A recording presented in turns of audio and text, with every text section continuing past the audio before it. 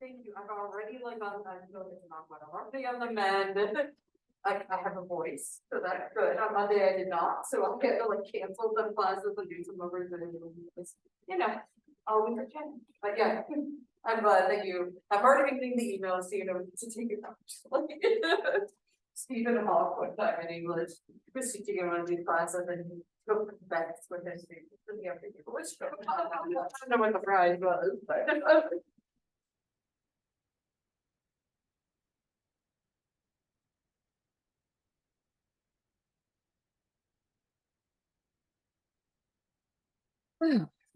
We'll wait just another minute, see if anybody else rolls in. And then today we're starting to talk about humanistic and existential theories. These are kind of fun.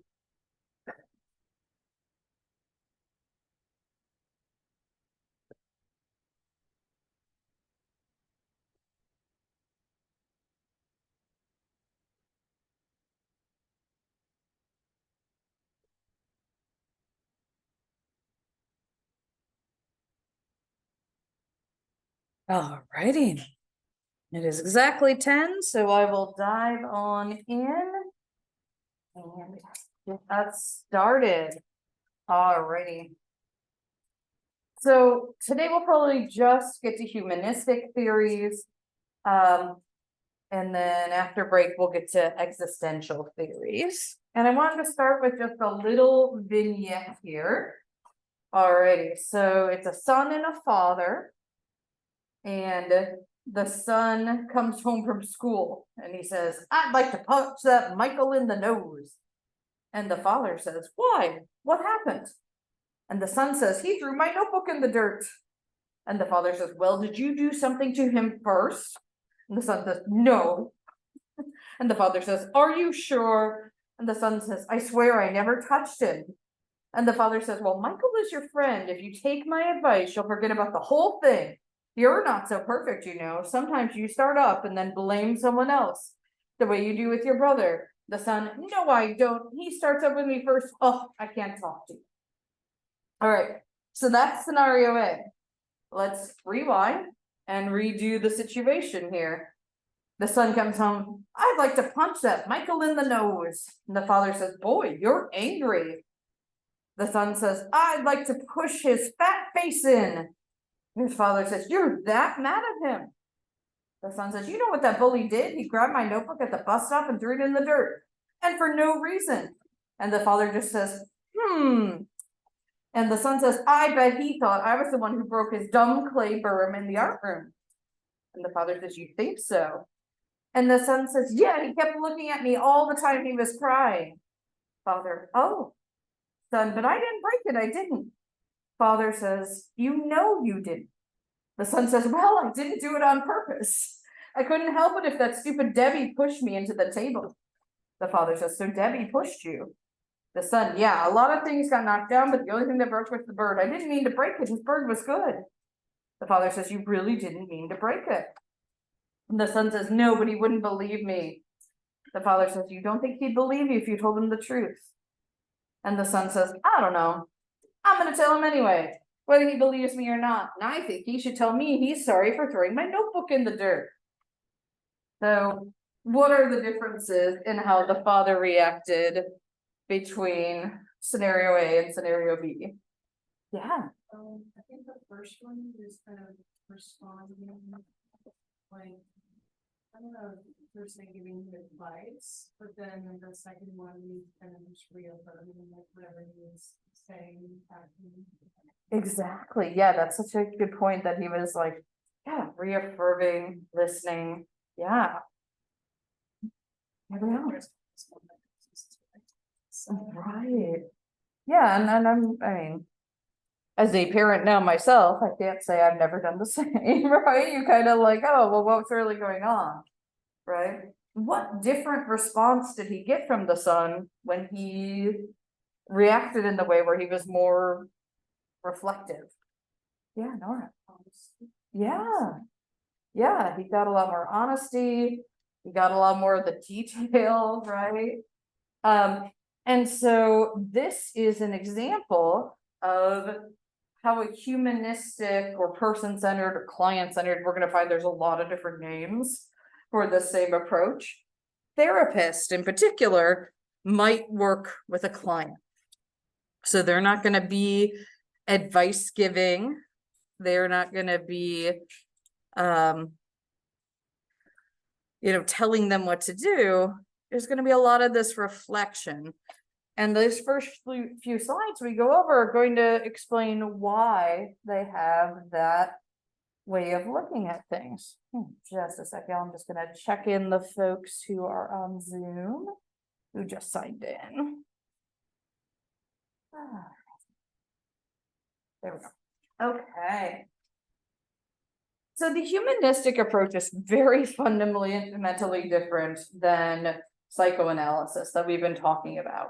So psychoanalysis really is analyst-centered. It's centered on the therapist as an expert, as this like blank slate for people to project upon.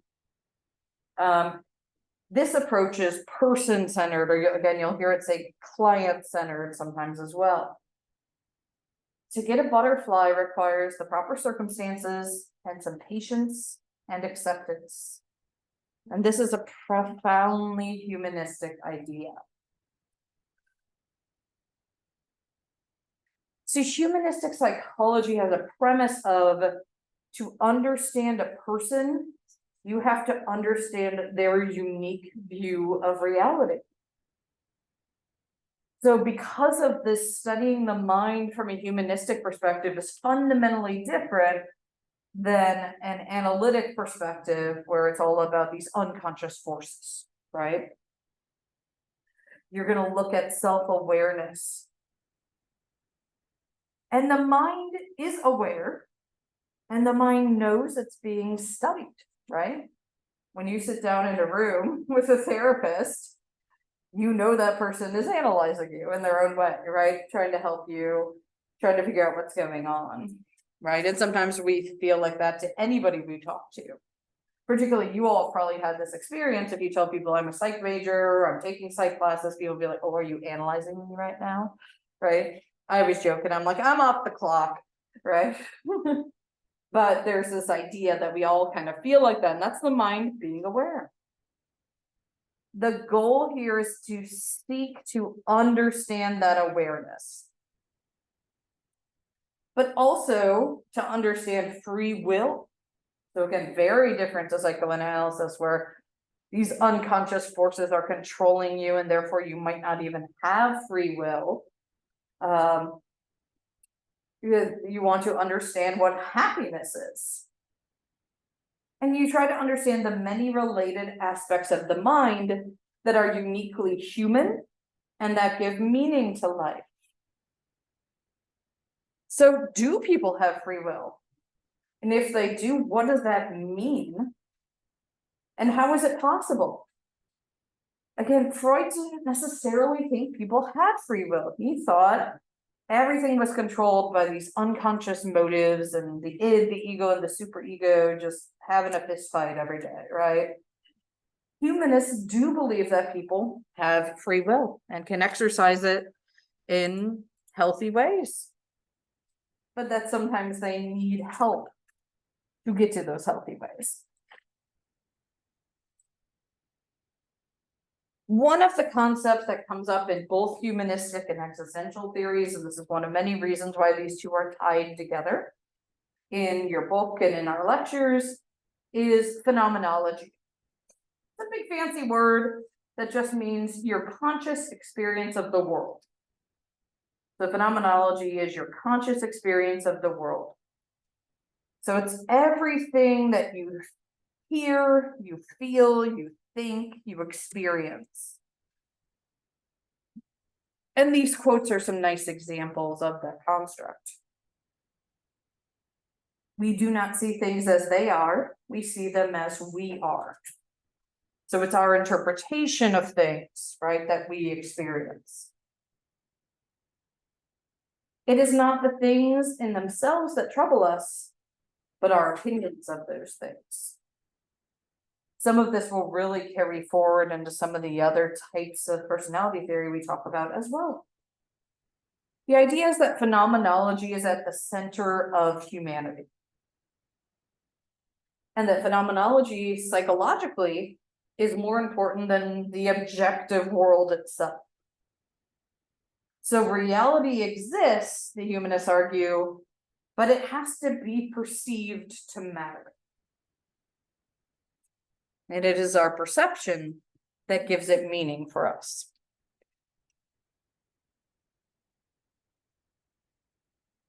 So what is this basis of the free will that we think in humanistic terms people can have? So construal, again, a fancy word that just means your particular experience of the world. And everyone's construal is different. Everybody sitting in this classroom has different thoughts, different things, different things weighing on you right now, right? And so all those are affecting how you're listening to me, whether you're listening to me, fair, day before break, I know. How you're interpreting what I'm saying. So construal forms the basis of how you live your life. And free will is achieved by choosing your construal, choosing how you are going to see and interpret and experience the world. These form the basis of how you live your goals, how you set your goals, and also your perceptions of obstacles in your way, but also your perceptions of opportunities that come your way, and whether they're opportunities. Alrighty, so Carl Rogers is one of the biggest figures in this humanistic mindset. And he was alive from 1902 to 1987. He was American, so I believe, he's our first American theorist we've talked about. And again, this idea of being person-centered or client-centered really came from him.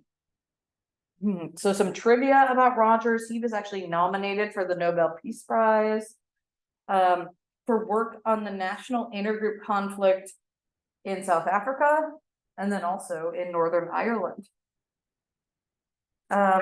Another trivia fun fact about Carl Rogers: there was a study published in 2002 looking at citations and recognition, and Rogers emerged as the 6th most eminent psychologist of the 20th century, and among clinicians he was second only to Freud. So Rogers is kind of a big deal, although like the hilarious thing is I don't know if like Rogers would have wanted to be a big deal. He was sort of like this humble guy in some ways. So Rogers talked about people self-actualizing, and he meant it as a verb. This is a process you're doing. So he said people have one basic tendency in striving, and that is to actualize, maintain, and enhance their own experience. So actualize, maintain, and enhance. Rogers believed that life is growth and development until your very last breath. You could be 109 and you are still growing and striving. Self-actualizing is a key process of life and of finding oneself. And for this reason, Rogers would never use the word actualization as a noun. To him, it was too passive. To him, this was always an active process for people. What we'll see later on is there are other theorists who would argue that it's like a stopping point, but Rogers, no, it's ongoing.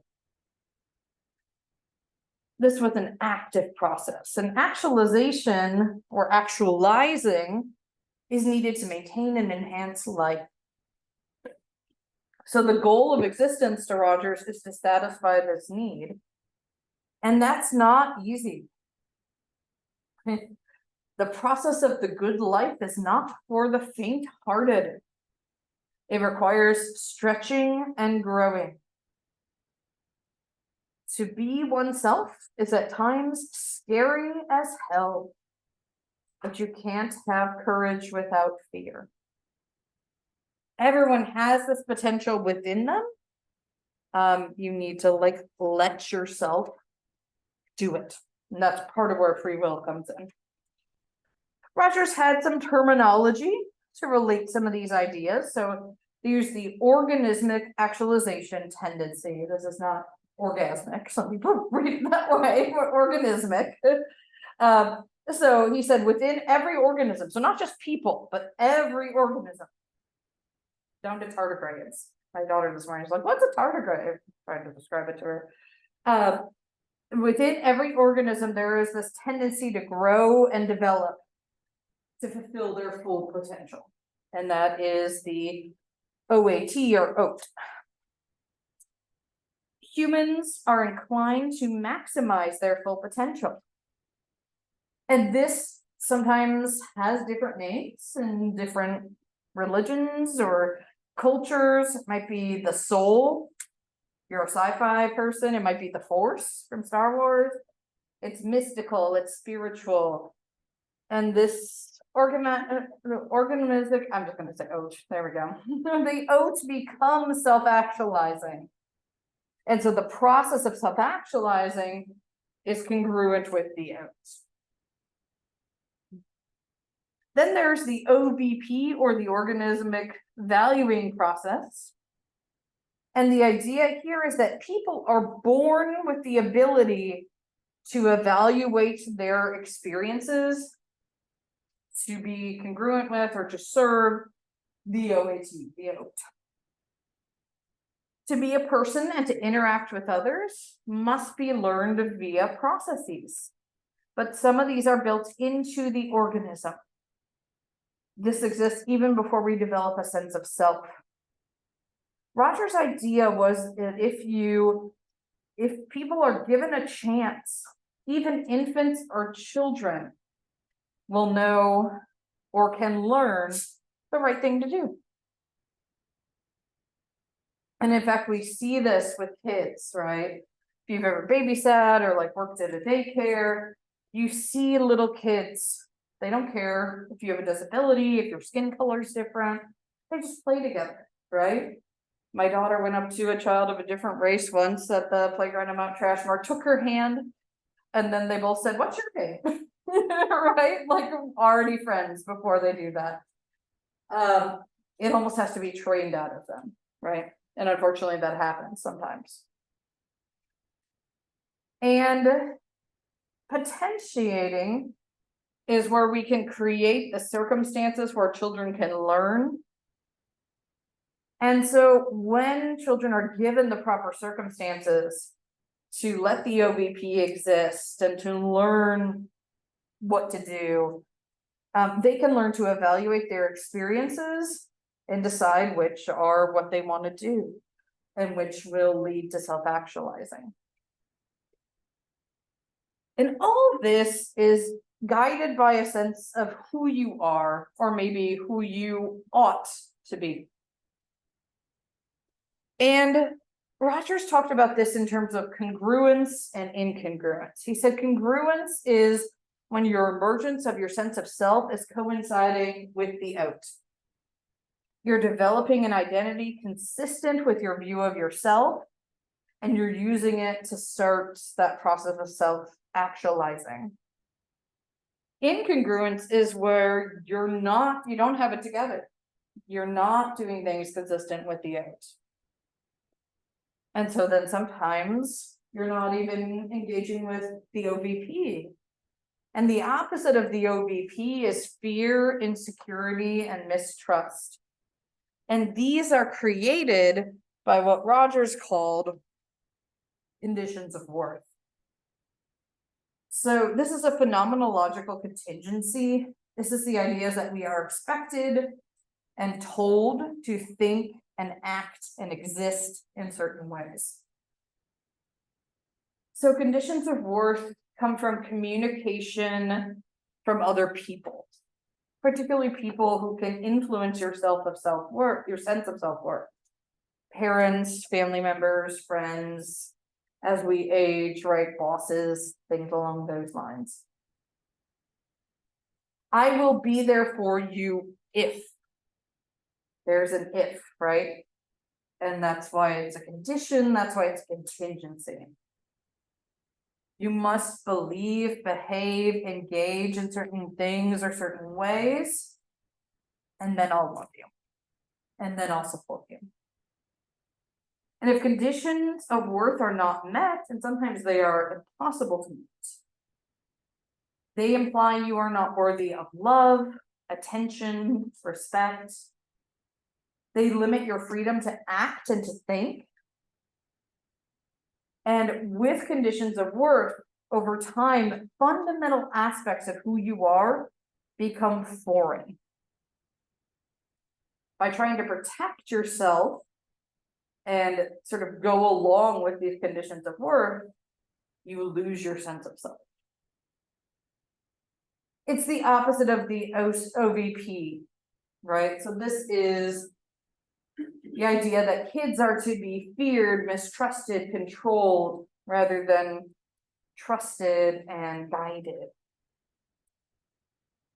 Conditions of worth have power because humans have a need for positive regard from others. We are social creatures. We are pack or herd animals, right?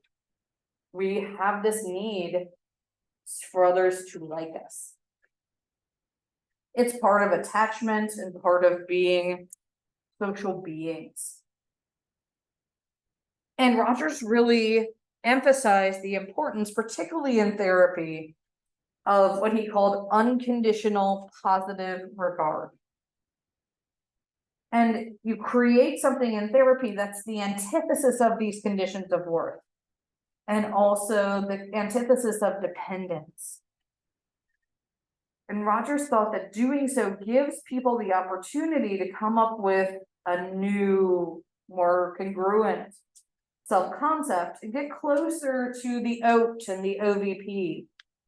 This was his goal in therapy, but also his goal in teaching. Really, Rogers' goal in being, existing, was to show people unconditional positive regard.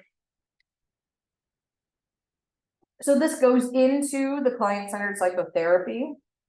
In the client-centered psychotherapy, the therapist develops a genuine and caring relationship with the client and strives to provide this unconditional positive regard within the session.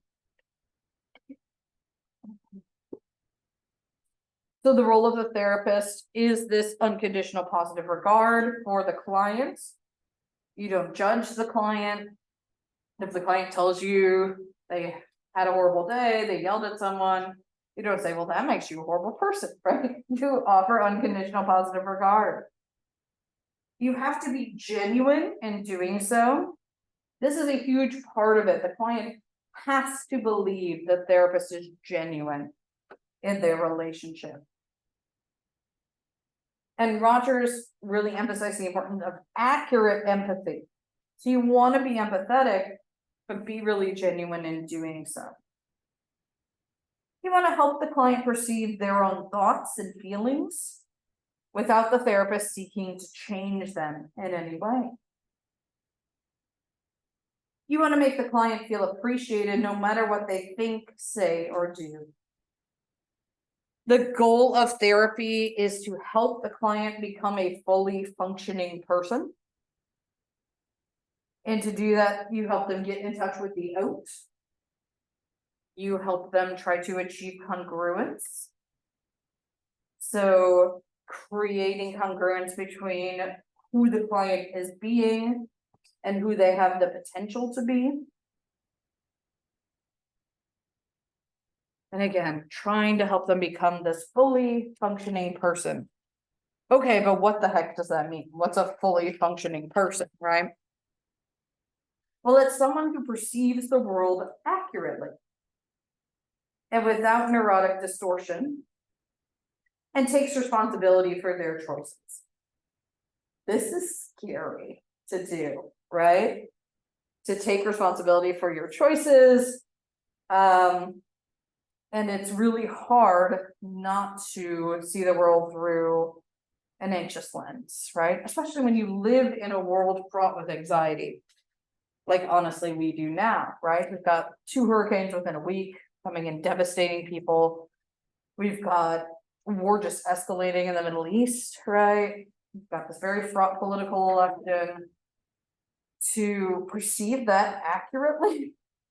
Whew, that's hard, right? And then taking responsibility for our own choices. You know, there are a lot of people who are like, well, I'm not even gonna bother voting. Why should I bother voting? Okay, then you gotta own up and take responsibility for that, Rogers would say. Right, the story I tell is a few years back on the peninsula, there was, I think, a state congressional seat that, literally when the voting was done, it was in a dead tie. And so they like flipped a coin and that person went to be the representative. So you can't ever tell me that one vote doesn't matter, right?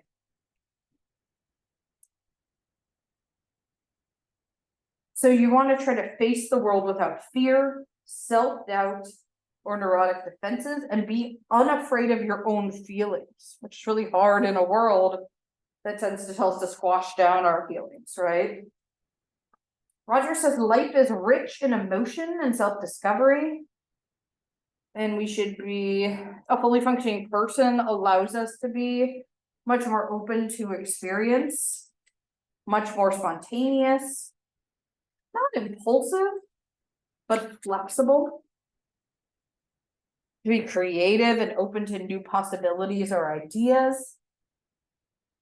And to experience freedom. And freedom here is to have the capacity to use the information I have and move beyond that. Sometimes this is called non-determination, right? No one else is making these choices for me. People who are fully functioning people are in the process of self-actualizing. They are climbing that mountain. I'm gonna have to do a quick nose blow here, so I'll step a little bit away. All right, hopefully all germs are contained. So that is Rogers, and Rogers is really the heart and soul of humanistic theory. And so I have a video where Rogers is talking about his therapy here.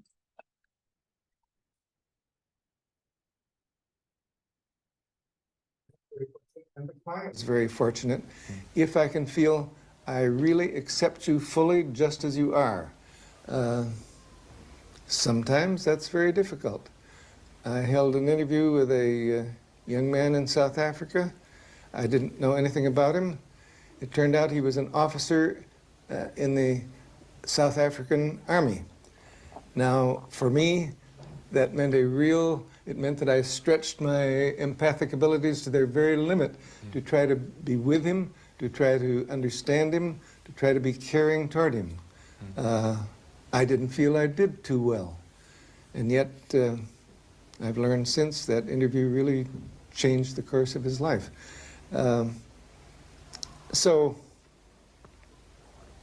I feel that if I can be genuinely understanding, try to listen not only to the words, but to the meaning, trying to understand the person that's hidden within each one of us, that's helpful. If I really care about this person in an unconditional way, that's helpful. If I can really be myself in the relationship, not a professional expert, not a, quote, psychologist, not a psychotherapist, just me in that relationship, that's helpful. All those things are possible, and when they come together, that creates a very powerful climate for change, for growth, for drawing out the potential of the client. So again, this very holistic, supportive way of looking at, thinking at, experiencing therapy. This is a video that shows Rogers engaging in therapy. Hi. Hi. I'd like to take a minute or two to forget the crowd and forget the microphones and so on. I'd just like to be quiet for a minute or two and get myself Picture will here. come on in a second. Maybe you'd like that too. I sure would. Okay.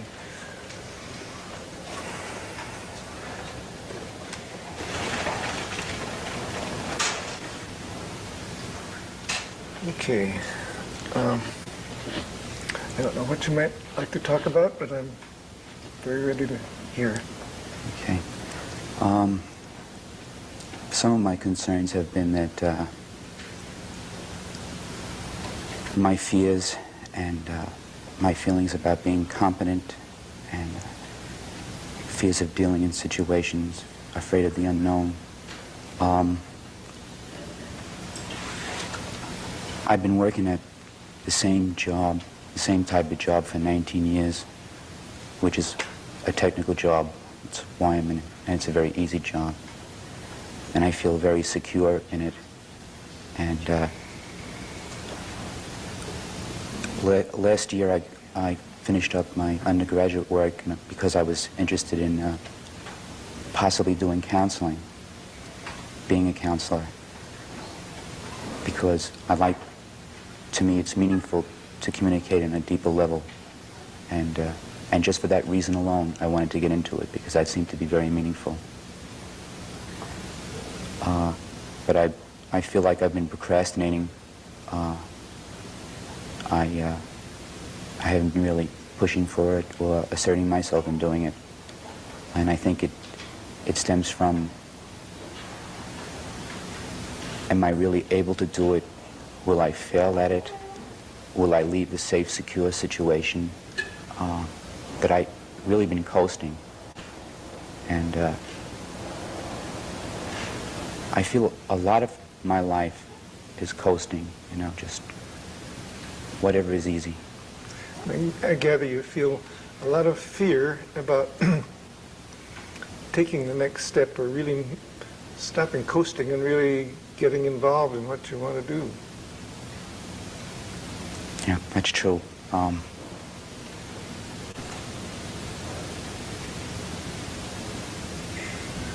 Can you say any more about that fear? What's the feeling of fear?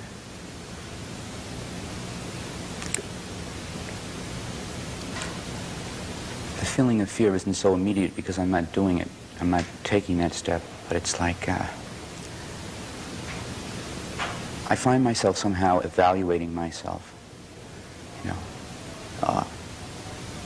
a lot of the time. You know, will I be able to do it? You know, what if I fail? If I do get involved in counseling and I'm nervous and afraid, I won't be a good counselor. I don't have enough knowledge about it.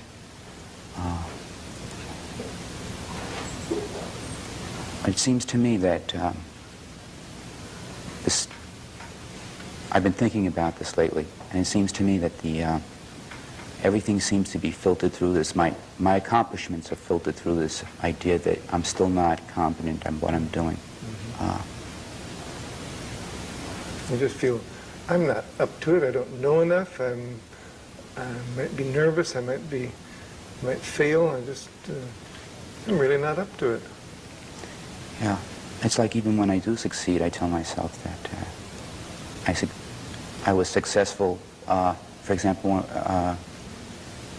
I did very well in undergraduate school, but I say to myself, that's because you kept going over your notes by rote time and time again, that you knew it so well, you know, and that's why, not because you really knew it. I always sort of filter it through this kind of, you know. So you discount even your knowledge, feeling, I didn't really take it in, I haven't really assimilated it, I just memorized it. Yeah, and if I didn't memorize it, if I didn't keep going over it and over it, I wouldn't have done so well. So it really doesn't count.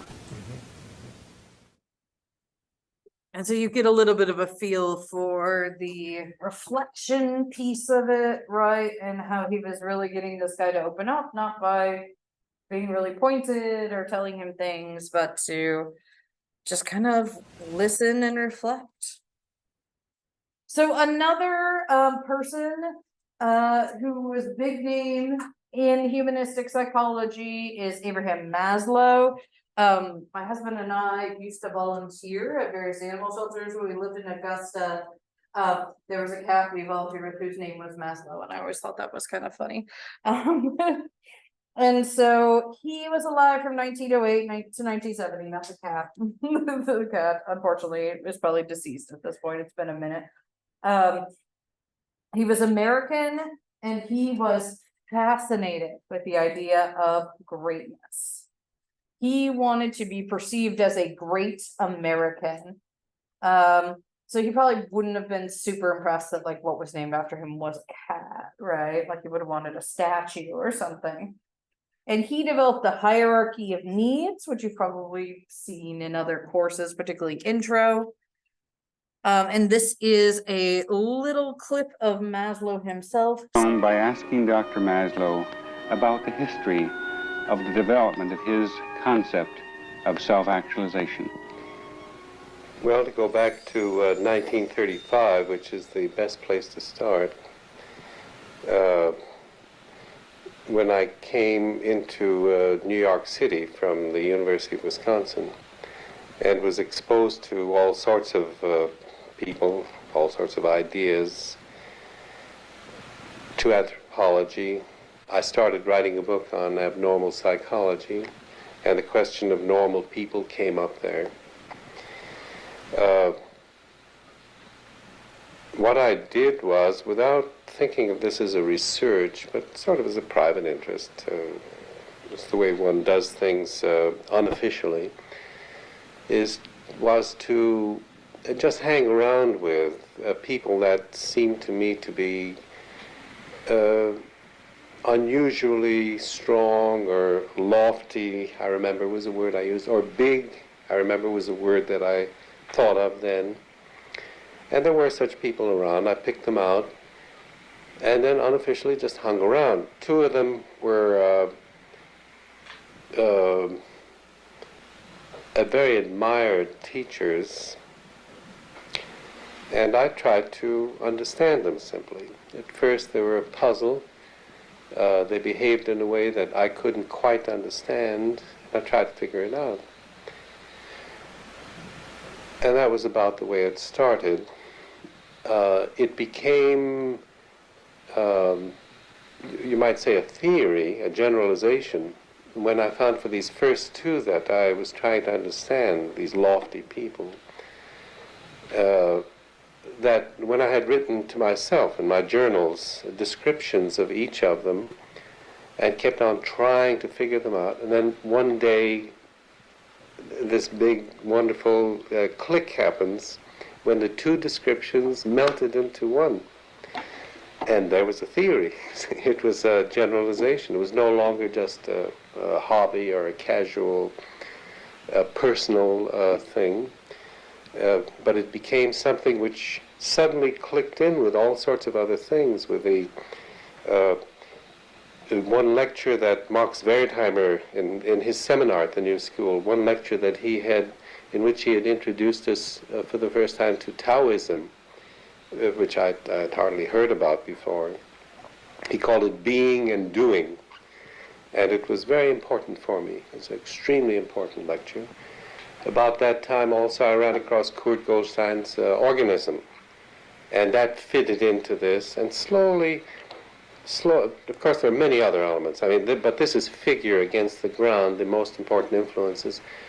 And then as I worked on this abnormal psychology book and decided to have a chapter on the normal personality, because I figured psychotherapy ought to be for something, and my question was, where is it going? What's it all about? What's it for?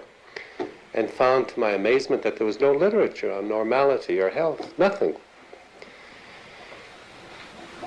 This kept on growing then, and I got more and more excited, of course, and sought out more and more individuals, tied this in with my great heroes from the past, the ones that I loved very much, Jefferson, Lincoln, and so on. And in this way it grew. Essentially, this was a private thing. It was sort of, that is, for a scientific psychologist, for a laboratory man, this was, I didn't think of it as science. It was my private, like my private hobby, you might say. But then it slowly began to come into focus because I talked about my private hobbies, you might say, with my classes at Brooklyn College. And I lectured around and chatted and discussed and so on until I worked it up pretty well and then let it sit. That wasn't published until 7 years later, partly because it didn't fit. I still wasn't emancipated from the conception of science. Psychology is the science that I had. He's gonna just keep talking. You can kind of get a little bit more of his vibe, right? Like he's a little self-important, just fine, right? But Learned by totally different vibe, right, than Rogers, even though he's within the same theory here. So his basic assumption is that the ultimate need for people is to self-actualize. And for Maslow, it was a stopping point. It wasn't a process. Only when the other basic needs have been met, then can you self-actualize. And this hierarchy of needs is how human motivation is characterized. And again, you have probably seen depictions of this in various ways. I have a joke comic on my door that shows this with Wi-Fi underneath the basic needs. It's become that, right? So it starts with physiological needs: food, sleep, sensory stimulation. But interestingly, Maslow included sex here. He thought it was a basic physiological need. Other requirements of the body and of the nervous system. Next up are safety and security needs, the assurance of order and predictability in the environment, and removal of environmental threats. You need to feel safe where you are. Belongingness and love needs: love, friendship, affection from others, membership and belonging in groups. And then above that is esteem needs, wanting recognition and appreciation from others for what you can do, leading to confidence in your own abilities and independence. And then you get up to self-actualization, being all you can be, realizing your unique capabilities. And each type of need must be reasonably satisfied before the next can be tackled. Thus, you must feel physically safe before you can establish intimate relationships. You must have some experience of intimacy before you can seek the others, the esteem of others, and so forth. However, in just sort of like, we often just sort of memorize the pyramid, right? In intro psych, I did it. In doing so, we lose sight of the reasons he created those. So Maslow had the idea that the basic needs themselves are powerful. And once they're satisfied, you move the hierarchy, and then you can turn to something he calls be values or being values. And these are geared toward the attainment of fuller needs. So when you meet your basic needs, Maslow said, you still have a feeling of like, that's not enough. I want more. And it's not the id or cookies type thing, right? It's like this sense of like, my spirit wants more. There's more to be had. There's more for me to do. And so these B values or needs are meta needs. They're above those basic needs. And he said the B values, however, are fundamental. So what does that mean? We need them. It's not icing on the cake, it's the cake itself. It's, I don't know, meat and potatoes. They are the highest of human needs and simultaneously the deepest. So the idea here is to be a human being. What are you being? Being the things that represent higher experiences about doing what needs to be done.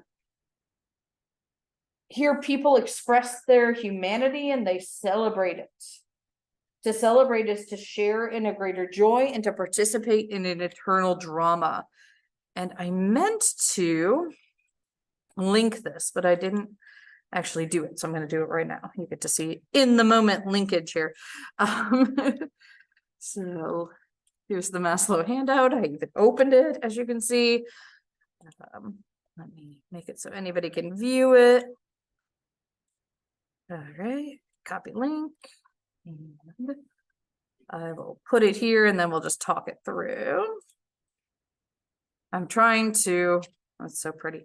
I'm trying to kill the environment less by doing more linking and things like this. So this is the be or the being values. The idea is you have worked through, again, the triangle, the pyramid, the basic needs. Maslow called these D values or deprivation values because when you don't have them, it's a sense of loss, right? It's a sense of not having. So you can see like safety is additionally avoidance of pain and anxiety, some structure, belongingness and love is general. Esteem is somewhat of being in control, solving problems and accomplishing things. But then this idea of like still having this need is, okay, I met all these other things. What can I be? What can I fully be? And so he said there are aesthetic needs where you seek beauty in your life. And this is why we go on nature hikes and go to art museums and things along those lines, right? And then there's needs to know or truth seeking. And that's why everyone in this room is in this room right now, right? Including me. I continue to truth seek as I teach. And that was all part of those being values. So here are some examples of those B values. And their meta pathologies. So here we go. Let me zoom in a little. Ta-da! So the B value is truth. And so the pathogenic deprivation is honesty. So the metapathology here is mistrust, cynicism, goodness versus evil. We've got utter selfishness, hatred, reliance only on yourself, disgust, nihilism.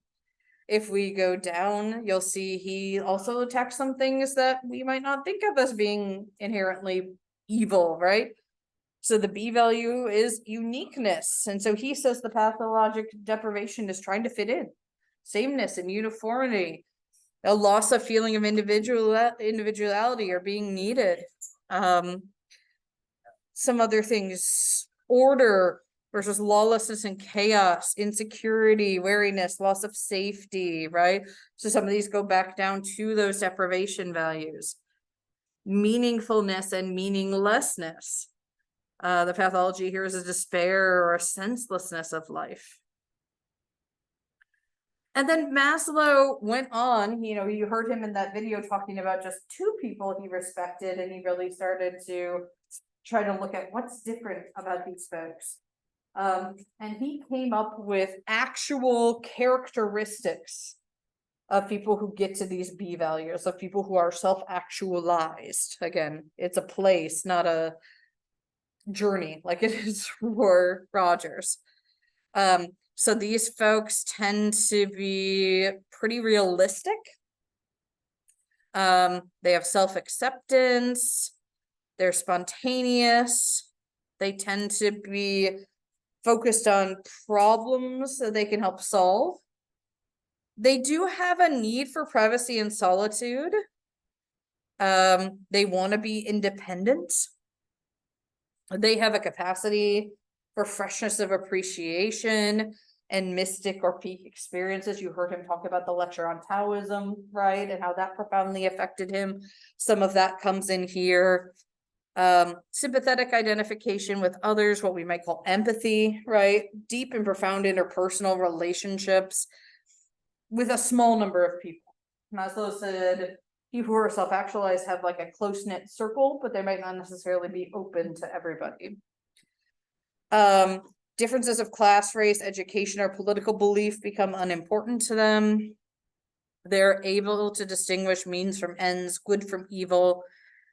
They're philosophical with a sense of humor, and they're creative and able to transcend the boundaries of their own culture. I do appreciate that he also includes possible imperfections. So sometimes they're so decisive, other people are like, whoa, they're ruthless, right? Sometimes they're so unconventional that they're shocking to their current society. Sometimes they can be absent-minded because they're thinking about all these big important ideas.